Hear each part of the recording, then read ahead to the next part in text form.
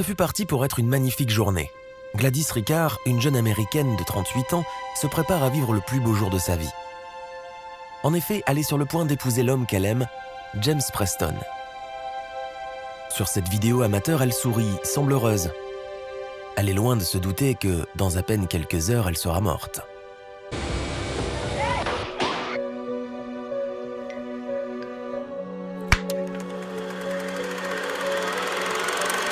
Gladys Ricard est une immigrée dominicaine. Elle quitte son île natale afin de vivre son rêve américain. Elle s'installe à New York et s'inscrit à l'université. En parallèle de ses études, elle cumule des petits boulots afin de joindre les deux bouts. Gladys est une jeune femme travailleuse et ambitieuse. Un matin d'hiver 92, Gladys se fait aborder dans la rue par un inconnu. Il s'agit d'Augustin Garcia, un homme d'affaires également d'origine dominicaine. Il est très respecté dans la communauté locale. Le courant passe immédiatement. Ils commencent rapidement à sortir ensemble. Augustin emmène Gladys dans les plus beaux restaurants et les plus belles soirées. Il fréquente la haute société de New York. Elle découvre un nouveau monde, bien loin du milieu modeste qu'elle a connu jusque-là. Augustin est tout ce que Gladys recherche chez un homme. Il est aimant, intelligent et charismatique. Ils forment un très beau couple. Après plusieurs mois de relation, Augustin offre à Gladys une maison dans le New Jersey.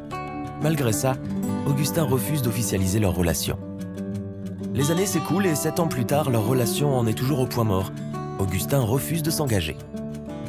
Gladys se pose de plus en plus de questions sur le comportement de son compagnon. Jusqu'au soir où elle lui rend une visite surprise à son bureau.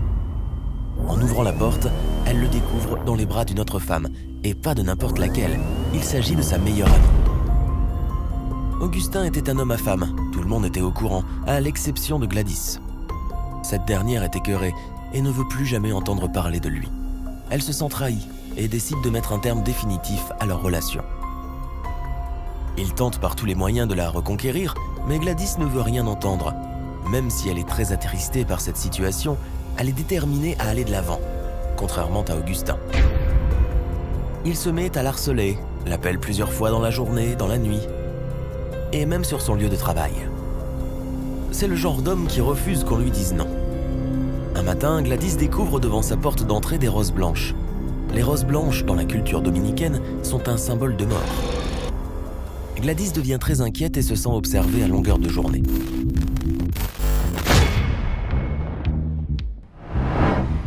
Un matin de juin 99, Gladys se fait aborder dans la rue par un homme très charmant, de la même manière qu'Augustin l'avait fait quelques années auparavant. Cet homme s'appelle James Preston, et c'est le véritable coup de foudre. C'est un très bel homme doté d'une extrême gentillesse. Ils commencent à se fréquenter, puis se mettent officiellement en couple. Les deux mènent une idylle parfaite. Quelques mois plus tard, James la demande en mariage. Gladys, qui est très heureuse avec lui, accepte immédiatement. Cependant, elle n'est toujours pas débarrassée d'Augustin. Il surveille la maison de Gladys jour et nuit et note les plaques d'immatriculation des voitures devant la rue afin de savoir qui lui rend visite. En apprenant les noces de Gladys avec James, Augustin entre dans une colère noire. You don't want to talk to me anymore? After everything I did for you. Un soir, alors que Gladys et James passent une soirée tranquille à la maison, Augustin, rongé par la jalousie, passe à l'action. What is your emergency? I have a gentleman here trying to break my window. You know this person? Well, he used to be my ex-boyfriend.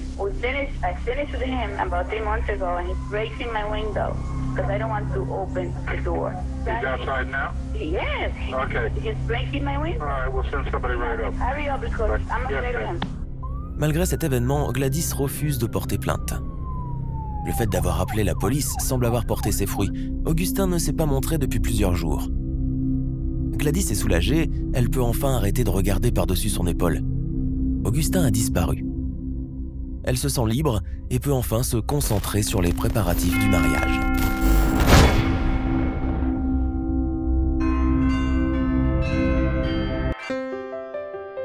Toute la maison est décorée de roses blanches.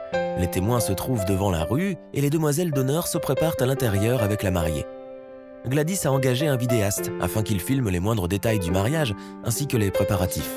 I know I lost so much weight. 15 pounds. I'm 15 pounds less than I used to be. Les invités sont tous là. Ils prennent des photos et se préparent à aller à l'église.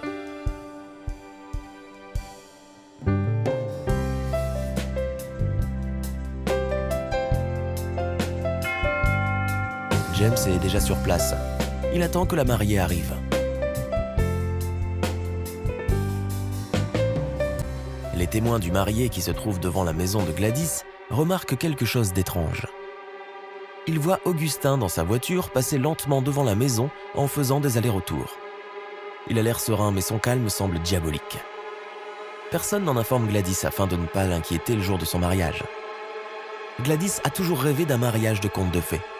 Après toutes ces années de travail et de galère lors de son arrivée aux États-Unis, elle est enfin sur le point d'obtenir la vie qu'elle a toujours rêvé d'avoir.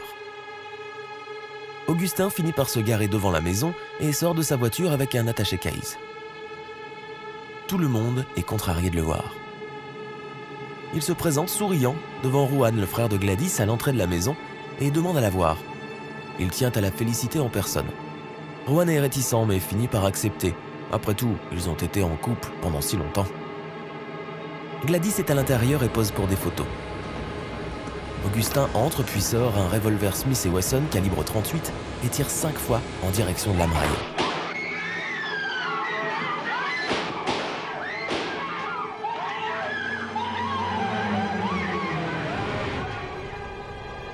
Tout le monde crie.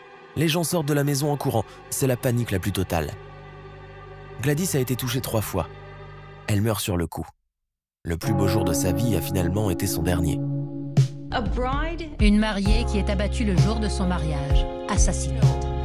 C'est impensable.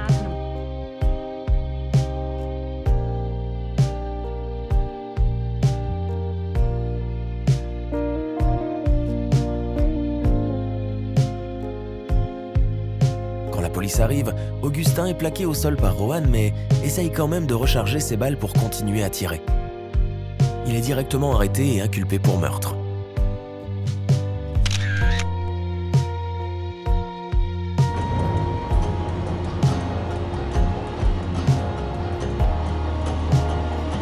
L'avocat d'Augustin tentera de plaider la folie passionnelle, mais les jurés n'y croiront pas.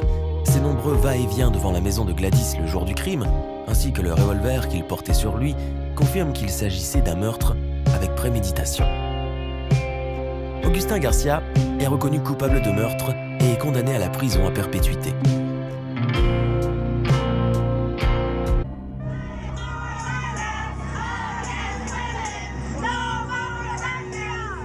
Quelque chose de positif en est sorti de cette affaire.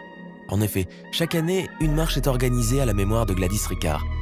Des femmes s'habillent en mariées et défilent contre les violences conjugales.